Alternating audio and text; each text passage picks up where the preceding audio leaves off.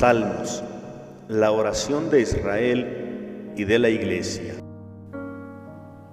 Que la palabra de Cristo habite en ustedes con toda su riqueza, para que con toda sabiduría se enseñen y aconsejen unos a otros,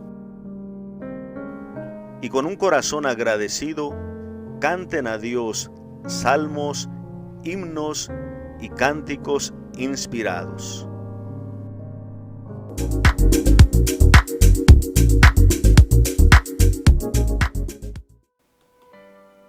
Salmo 51.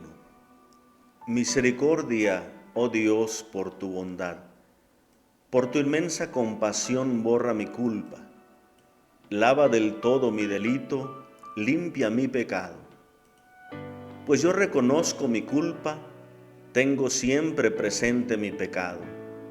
Contra ti solo pequé, cometí lo que es malo a tus ojos.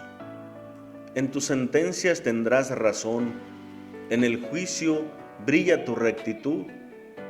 Mira que en la culpa nací, pecador me concibió mi madre. Tú amas la sinceridad del corazón y en lo íntimo me enseñas sabiduría. Rocíame con el hisopo y quedaré limpio, lávame y quedaré más blanco que la nieve. Hazme oír el gozo y la alegría, que se alegren los huesos quebrantados. Aparta tu rostro de mi pecado y borra en mí toda culpa. Crea en mí, oh Dios, un corazón puro.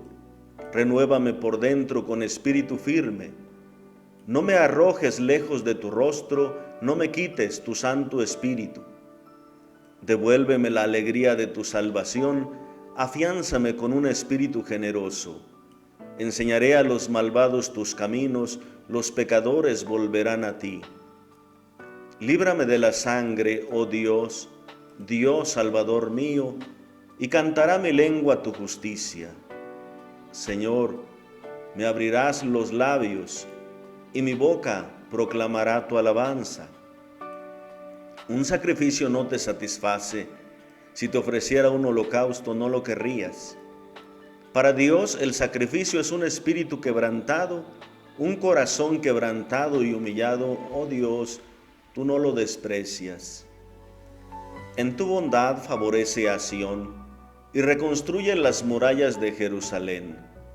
Entonces aceptarás sacrificios legítimos, ofrendas y holocaustos. Entonces sobre tu altar se inmolarán novillos. Gloria al Padre y al Hijo y al Espíritu Santo, como era en el principio, ahora y siempre, por los siglos de los siglos. Amén. Composición del Salmo 51. En cuanto al género, el Salmo 51 es un salmo penitencial, probablemente considerado por la tradición, tanto israelita como católica, el salmo más representativo de este género. Compartíamos en el salmo anterior que junto con el Salmo 50, en la tradición se fue utilizando para realizar una liturgia penitencial, mientras en el Salmo 50 Dios invita al pueblo a reflexionar, a pensar, a reconocer su pecado. Se utilizó este Salmo 51 como ese reconocimiento y esa petición de misericordia y de perdón por parte del salmista y posteriormente, al hacerse comunitario, por parte del pueblo, por parte de la asamblea. Este salmo, cuando lo ubicamos en el tiempo, por lo menos ya la tradición de Israel lo fue relacionando con la experiencia del rey David, una oración que surge en el rey posteriormente de que Natán le ha denunciado su pecado con Betsabé y con Urías. esta oración es el arrepentimiento sincero desde el corazón del rey David. ¿Cómo podemos estructurar este salmo? El Salmo 51 tiene dos grandes partes. La primera parte donde predomina la presencia del pecado y la segunda parte donde predomina la presencia de la gracia. Serían los primeros versos hasta el 11, donde abarcaría la primera parte, y la segunda del 12 en adelante. Ya más detalladamente nosotros podemos ver en los versos del 3 al 4, podemos nosotros ver ahí el reconocimiento primero, una presentación o una invocación a Dios, al Dios de la misericordia. El 5 al 6 presenta un reconocimiento del pecado. El 7 y 8 presentan un reconocimiento de la naturaleza frágil de la humanidad. Y luego del 9 al 11 ya es la petición propiamente de purificación. Esto abarcaría la primera gran parte del Salmo. Posteriormente, del 12 al 14, encontramos la petición, la súplica de recreación del orante. Del 15 al 17 encontramos el compromiso que adquiere David, en este caso, o el orante, al haber recibido la gracia del perdón. El 18 y 19 presentan una conclusión general, hablando de ese espíritu contrito, espíritu arrepentido que agrada a Dios.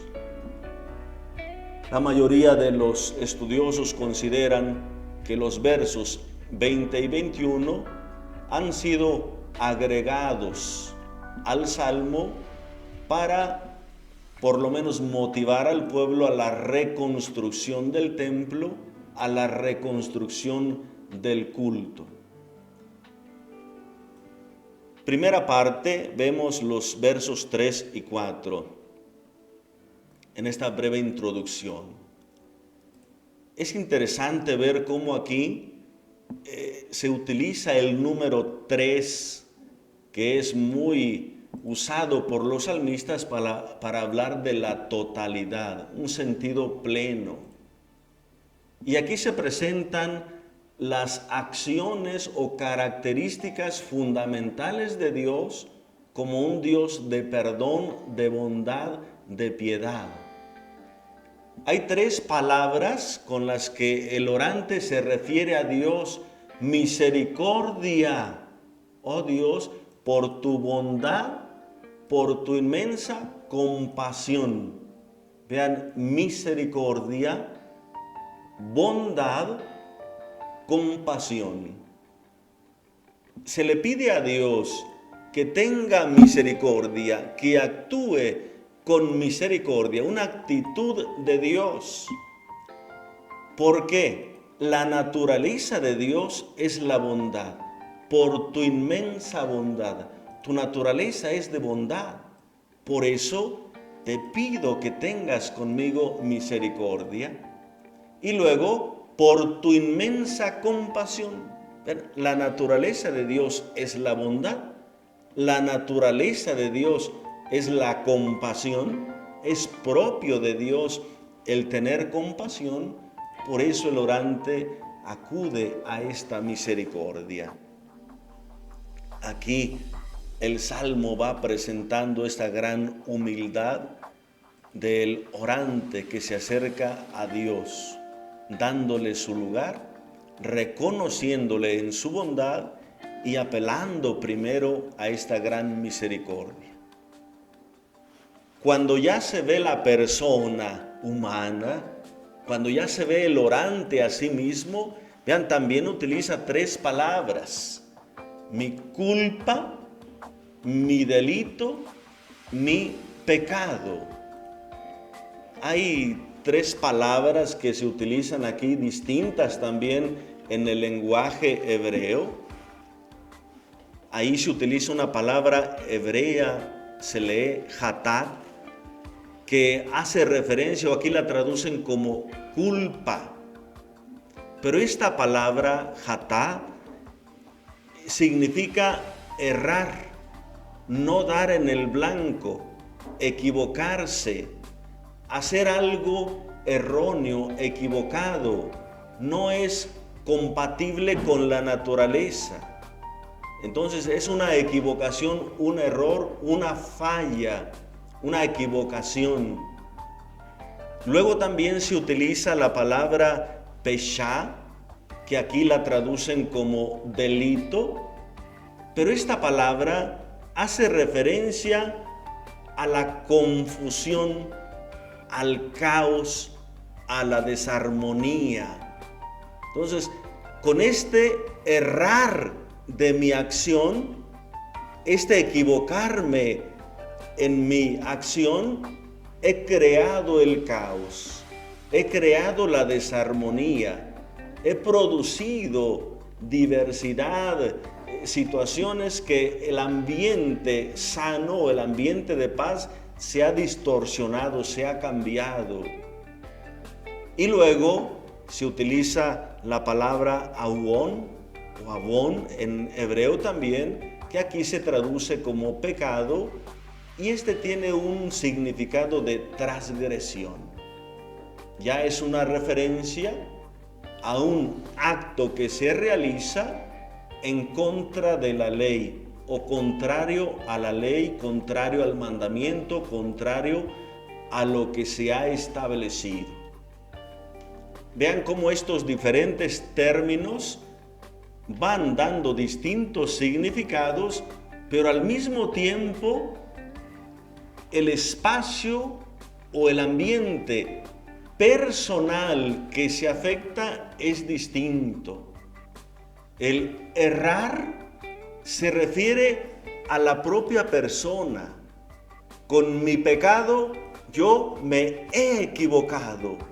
Yo he hecho algo inadecuado, algo incorrecto. Yo fallé.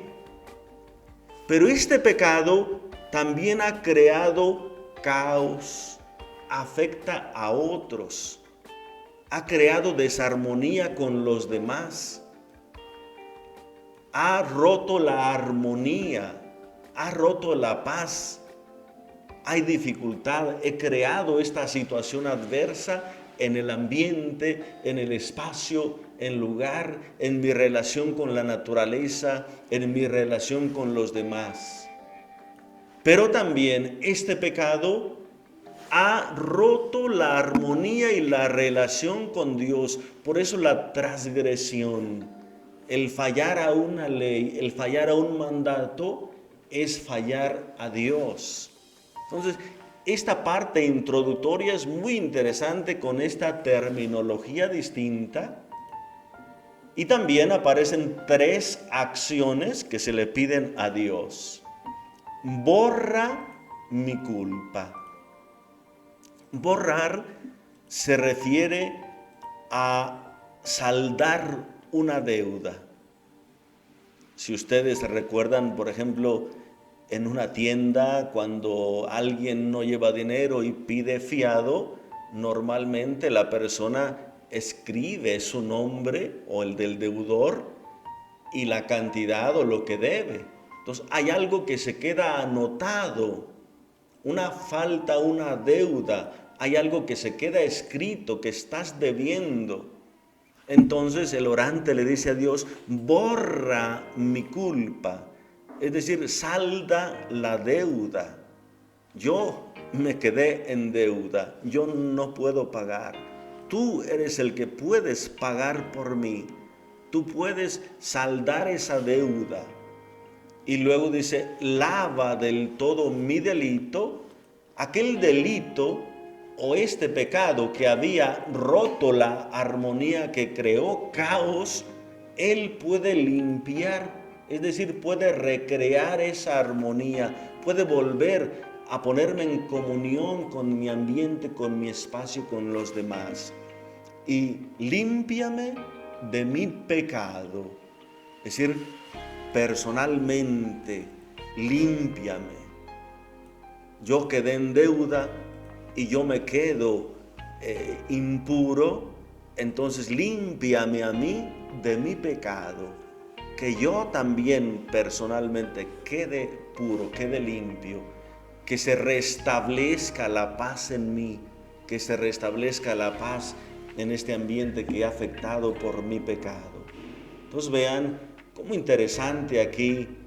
El orante no aparece soberbio, no aparece rehusando a su responsabilidad, sino con toda humildad acercándose a Dios. Vean qué rica esta introducción, apelando a la misericordia de Dios, porque su naturaleza es la bondad y es la compasión. Y el pecado de la humanidad ha creado pues esta desarmonía en la persona, en el ambiente, con los demás y también en relación a Dios. Ya después de esta breve introducción entra el salmista a reconocer su propio pecado. Yo reconozco mi culpa, tengo siempre presente mi pecado. Reconozco mi culpa, tengo siempre presente mi pecado. Aquí nosotros vamos entrando a una forma también literaria donde se trata de un paralelismo, donde la segunda frase va repitiendo lo de la primera con otras palabras distintas. Reconozco mi culpa, tengo siempre presente mi pecado. Aquí empieza el orante otra vez a no justificarse, sino decirle: yo acepto mi responsabilidad, yo reconozco que he fallado, tengo siempre presente, el Salmo dice día y noche, es decir, siempre presente ante mí está esa culpa, mi pecado. Contra ti solo pequé, cometí lo que es malo a tus ojos. Vean, con lo mismo, con otras palabras, el mismo significado. ¿Por qué contra Dios? Si aquí, ubicando en la historia, pues David pecó contra Betsabé, David pecó contra su propio hijo porque le causó la muerte, David pecó contra Urías también causándole la muerte, pecó quizá contra el reino, pues quitando esa armonía que había. ¿Por qué dice contra ti? Contra ti solo pequé. Esa palabra contra ti solo no hay que entenderla como un adverbio, solamente contra ti o solamente contra Dios, no con los demás. No. Ese contra ti solo hay que entenderlo contra ti mismo. Aunque yo cometí pecado con Betsabé, yo cometí pecado con Urías, yo cometí pecado afectando a otras personas, dañando a otras personas, también es contra ti mismo. ¿Por qué? Porque ahí entra aquel término de la transgresión a una ley de Dios, porque Dios lo estableció, porque Dios lo mandó, porque Dios se hace presente en cada mandato, en cada ley. Entonces, afectar a otro, dañar a otro, es también un pecado contra el mismo Dios. Pues, no es contra ti solamente, sino contra ti solo, es decir, contra ti mismo. Contra ti también cometí ese pecado. Lo malo a tus ojos, o sea, porque tú lo estableciste, porque no te agrada, porque lo repruebas. En tus sentencias tendrás razón y en tu juicio brilla tu rectitud. Es decir, tú lo mandaste porque es recto, tú lo mandaste porque así deben ser las cosas. Entonces no me pongo a discutir en juicio, no me pongo a discutir con Dios, ¿Por qué me pidió esto si no lo podía hacer? ¿Por qué me manda esto si no es así? No. Las sentencias de Dios son justas, las sentencias de Dios son rectas. Entonces, al yo transgredir un mandamiento, estoy pecando contra el propio Dios. Entonces aquí, muy interesante el reconocimiento de la propia culpa en estos versos del 5 al 6. 7 y 8, hay un reconocimiento de la propia naturaleza. Mira que en la culpa nací, pecador me concibió mi madre. ¿A qué se refiere en la culpa nací, pecador me concibió mi madre? No se trata de decir que la madre cometió pecado al concebirlo, o que a lo mejor sea hijo ilegítimo y la madre se metió con otra persona y lo concibió en pecado. No se trata de estas cosas, ni tampoco de darle una connotación negativa a la relación sexual. No tiene que ver esto, sino culpable nació, en pecado me concibió mi madre, en la culpa nací, significa el reconocimiento de la naturaleza frágil, de la naturaleza pecadora. Pertenezco a una humanidad que desde el principio se ha rebelado contra Dios.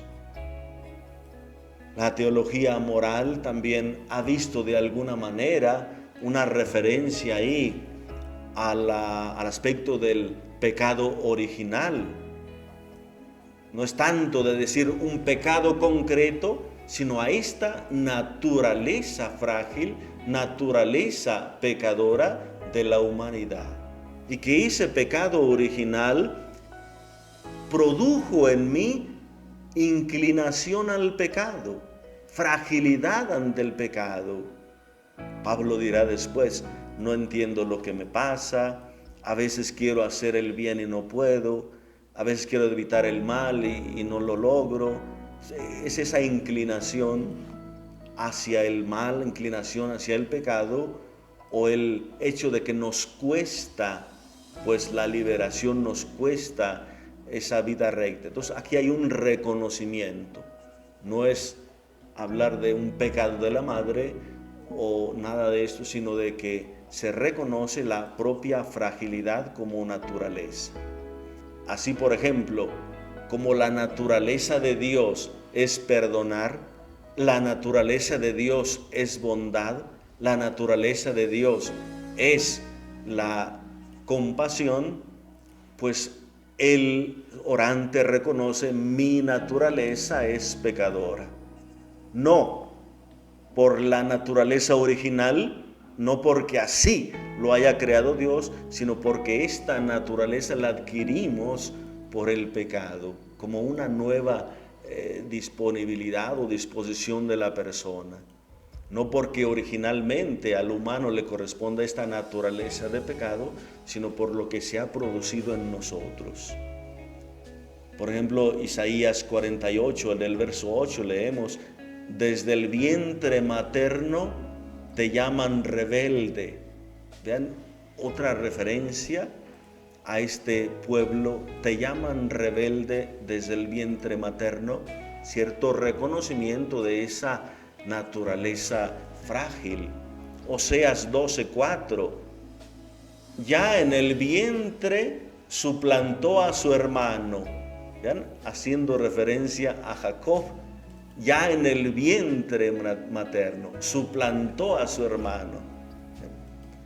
Salmo 58:4 también, por ejemplo, explica o dice, se extravían los malvados desde el vientre materno.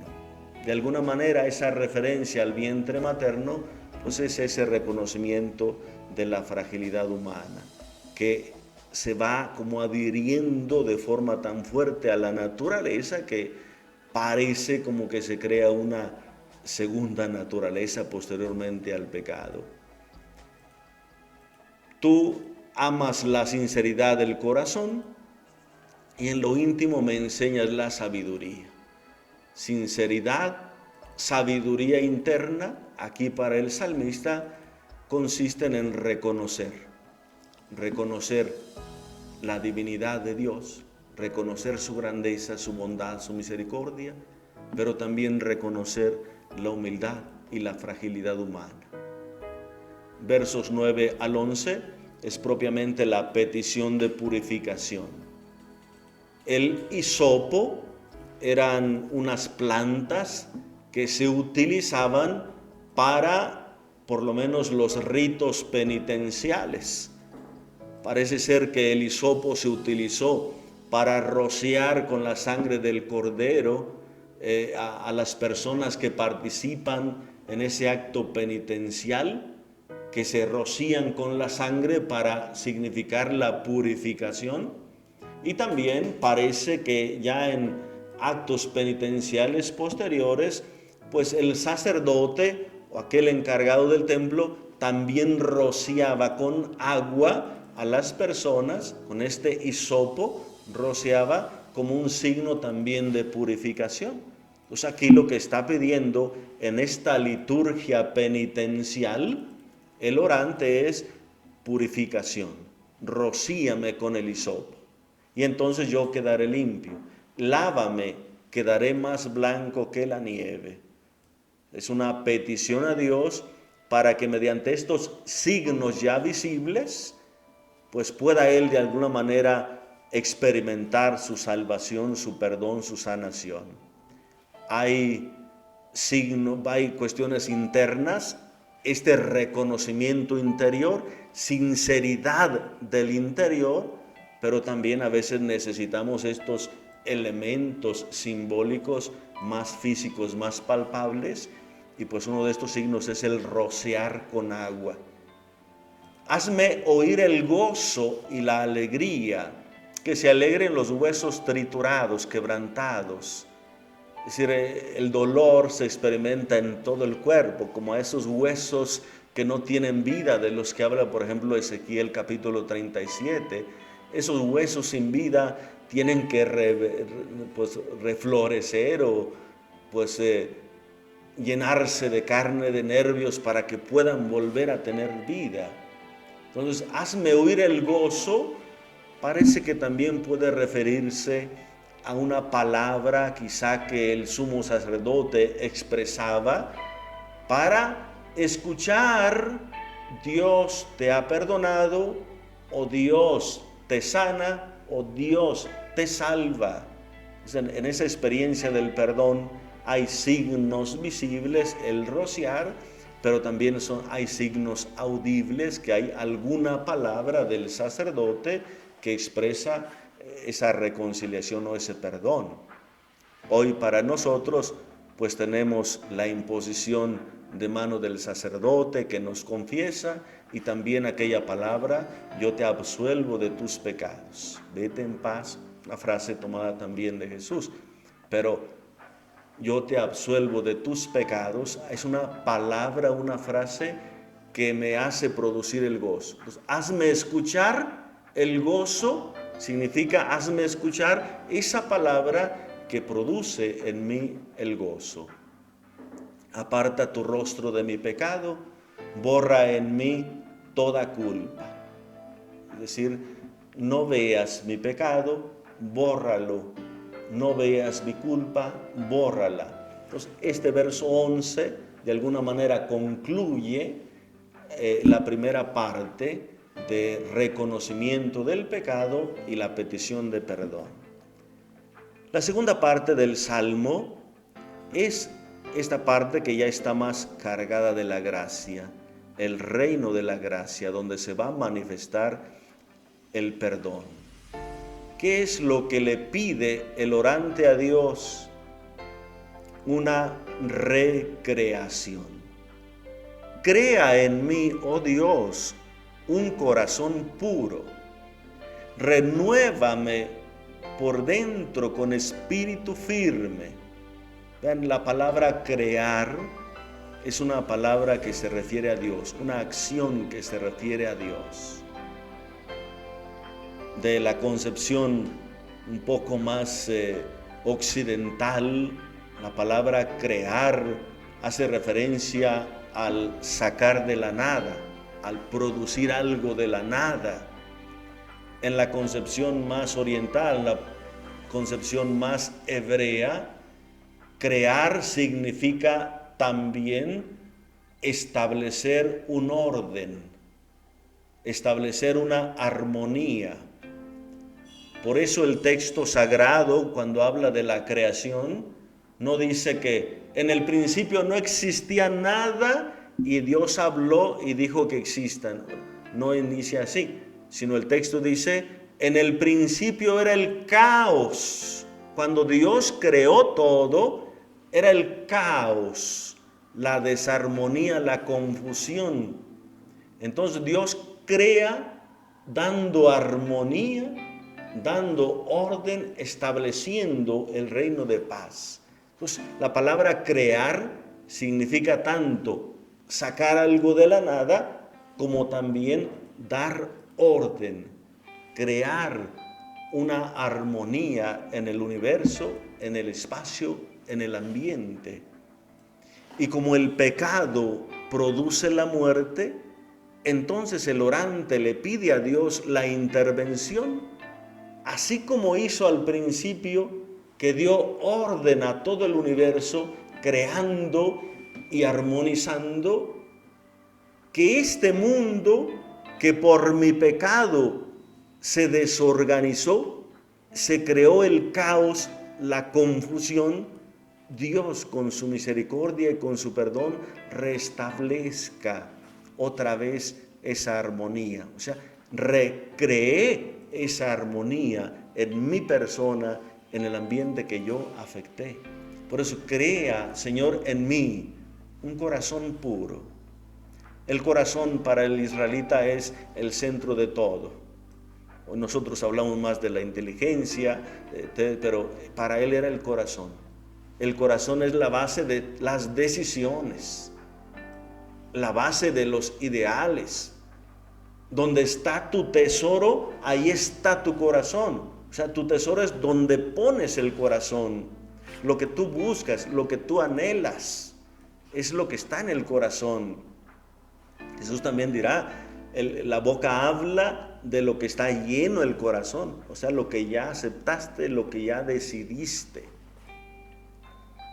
No ha salido la palabra a mi boca, cuando tú ya, Señor, la conoces, dice el Salmo 139. Dios la conoce ya, ¿por qué? Porque yo la puse primero en el corazón para después expresarla. Entonces el orante le dice, recría en mí, cría en mí un corazón puro, lávalo, purifícalo, dale armonía, dale paz, que tenga intenciones rectas, intenciones puras.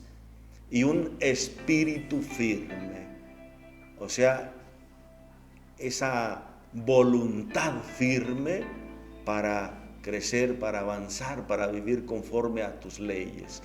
No me arrojes lejos de tu rostro, no me quites tu Santo Espíritu. Arrojar lejos del rostro significa, pues, distanciar. Cuando una persona cometía un pecado de homicidio o de cualquier otra naturaleza que creaba desarmonía en la comunidad, si se veía que no ameritaba quizá la muerte o lo que fuera, tenía que ser desterrado. Tú ya no puedes pertenecer a esta comunidad. Tú haces daño a esta comunidad. No que te quitamos la vida, pero tienes que huir, tienes que ser desterrado, tienes que irte a otra parte. Ya no eres parte de esta comunidad. Entonces le dice el orante a Dios, no me arrojes, no me separes, no me mandes al destierro. Yo quiero ser parte de la comunidad, parte de la armonía, parte de tus hijos, parte de tus servidores. Entonces no me arrojes lejos de tu rostro. Que no esté yo lejos de ti. Ver tu rostro significa contar con tu gracia, con tu bondad, con tu favor. Que siga contando con tu misericordia. Entonces que no me quede distante de ti. Y no me quites tu Santo Espíritu, la vida. El espíritu es el aliento. Dios sopló en el hombre y le concedió la vida. Entonces, cuando Dios retira el aliento, retira el espíritu, viene la muerte, exhala.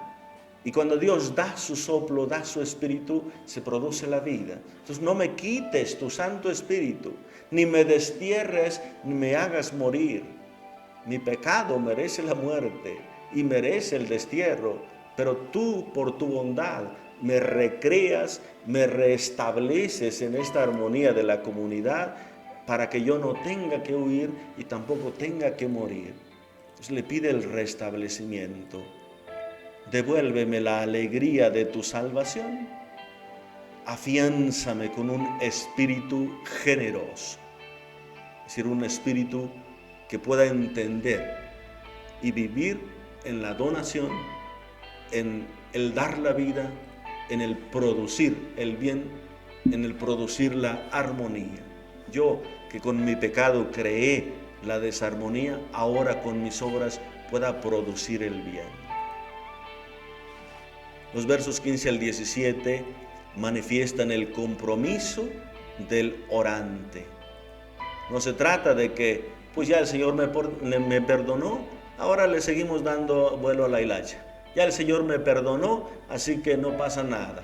No, ahora se trata de que yo corresponda con mis acciones, corresponda con mis obras a la misericordia de Dios.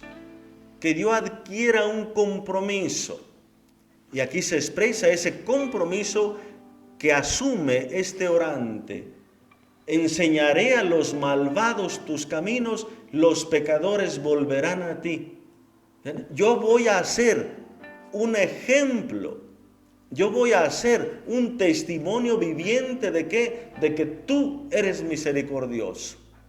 Y así, yo pecador he vuelto a ti, yo pecador no he sido desterrado, yo pecador no he muerto por tu misericordia, yo con mi vida daré testimonio de que tú eres misericordioso y otros malvados volverán a tus caminos.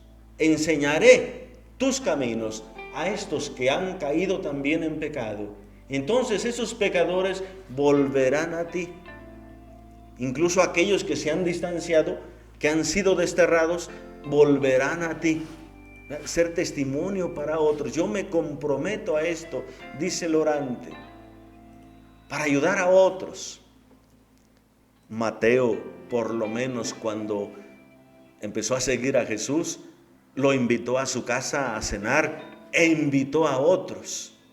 Es decir, posiblemente fue tanta la alegría, tanto el gusto de él, publicano, haber escuchado a Jesús, que quiso también que sus amigos, que sus compañeros, que los del mismo trabajo también pudieran escucharlo. Entonces, invitar a otros.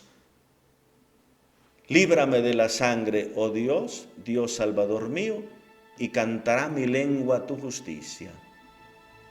Líbrame de la sangre. Muchos hacen referencia al asesinato que el rey, había cometido con Urías. Líbrame de la sangre del asesinato, pero también líbrame de la sangre es líbrame de la muerte. ¿Por qué? Porque el quitarle la vida a otra persona, pues se paga con la muerte, vida por vida.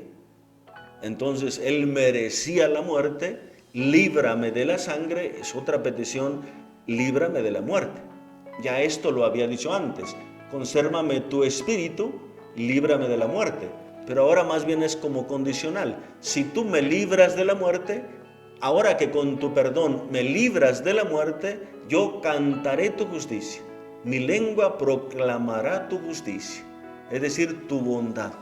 Y que tú me concedes la justificación, que tú me das el perdón, que tú me vuelves otra vez a esta justicia. En aquella parábola de el fariseo y el publicano, Lucas 18 del 9 al 14, se habla de la justificación.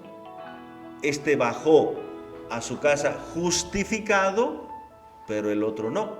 Bajó justificado, ¿qué quiere decir? Porque le dijo a Dios, Señor, ten piedad de mí, que soy pecador. Bajó a su casa justificado. Por eso dice, mi boca proclamará tu justicia. Dice aquí el orante, mi boca proclamará tu justicia. Es decir, tu bondad, tu perdón, y tú me has salvado, me has justificado. Señor mío, abre los labios a mí, ábreme los labios, y mi boca proclamará tu alabanza. Hazme cantar, hazme alabar, hazme proclamar tu grandeza. Entonces vean cuál es el compromiso que asume el orante. Yo enseñaré a otros malvados tus caminos para que vuelvan a ti, y yo voy a alabar y bendecir y reconocer tu grandeza, a dar testimonio de esa alabanza, de esa grandeza, de tu justicia. Los versos 18 y 19 presentan una conclusión general. Un sacrificio no te satisface. Si te ofreciera un holocausto no lo querrías. Para Dios el sacrificio es un espíritu quebrantado, y un corazón quebrantado y humillado, Dios no lo desprecia. Entonces es la actitud propiamente del orante, reconociendo su pecado, presentando a Dios no cosas externas, sino su propio corazón arrepentido, su propio corazón humilde, su propia sencillez, confiando en Dios, suplicando su bondad.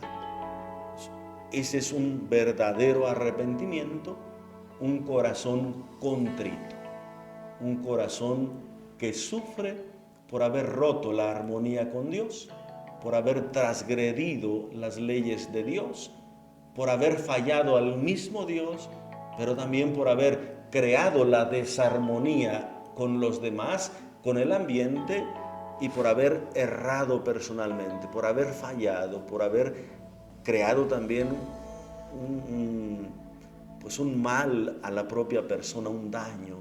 Entonces Dios puede restituir la armonía personal, la armonía con los demás, y también volver a conceder esa gracia con su perdón y volver a darnos la vida, recrear otra vez en nosotros la vida.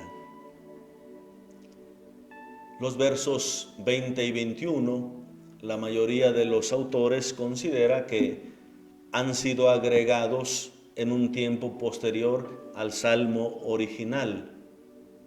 Estos salmos parecen un poco contradictorios con los 18 y 19, los versos 18 y 19, estos versos 21 y 22. Por ejemplo, el 20 dice, en tu bondad favorece a Sión y reconstruye las murallas de Jerusalén, entonces aceptarás los sacrificios, ofrendas y holocaustos, entonces sobre tu altar se inmolarán novillos. Es decir, aquí parece que sí Dios va a aceptar los sacrificios, y antes había dicho el orante, no te agradan los sacrificios, o si te ofrezco un holocausto no lo querrías. Entonces como que hay cierta contradicción o oposición entre los versos 18 y 19 con los 20 y 21. Entonces es un agregado que se puso quizá en el exilio a finales o un poco posterior al exilio, para motivar a la comunidad primero al arrepentimiento y luego a la reconstrucción. Aquella experiencia de David de presentarse humilde y pedir la misericordia de Dios, lo aprovecha la comunidad, lleva esta oración a la asamblea, y toda la comunidad está invitada a hacer un acto penitencial, una liturgia penitencial, y pedir a Dios la misericordia con la oración del rey David. Y por eso hay una parte ya que se pone general. Mientras David decía, si yo te ofrezco un sacrificio, no lo querrías. Y aquí dice, entonces sobre tu altar se inmolarán novillos, se inmolarán, ya un plural, o habla de forma general. todas las personas podrán inmolar novillos. No solamente yo podré inmolar novillos, ¿no? Ya es general porque se hace una aplicación a la asamblea, a la comunidad. Una oración que originalmente es particular, personal, pues después la comunidad la hace en asamblea y aprovecha para hacer también una liturgia penitencial. Queridos hermanos, podemos orar con el profeta Ezequiel en el capítulo 37 del 25 al 28. Los rociaré con un agua pura que los purificará de todas sus inmundicias e idolatrías, los voy a purificar. Les daré un corazón nuevo y les infundiré un espíritu nuevo. Arrancaré de su carne el corazón de piedra y les infundiré un corazón de carne. Les infundiré mi espíritu y haré que caminen según mis preceptos y que pongan por obra mis mandamientos. Ustedes serán mi pueblo y yo seré su Dios. Que el Señor nos dé su gracia, que aprendamos a orar como el rey David, como este salmista, con toda humildad, esperando y suplicando la misericordia de Dios, su gracia y su bondad. Que Dios les bendiga abundantemente, en el nombre del Padre, y del Hijo y del Espíritu Santo. Amén. Si te gustó este video, dale like, suscríbete y activa la campana.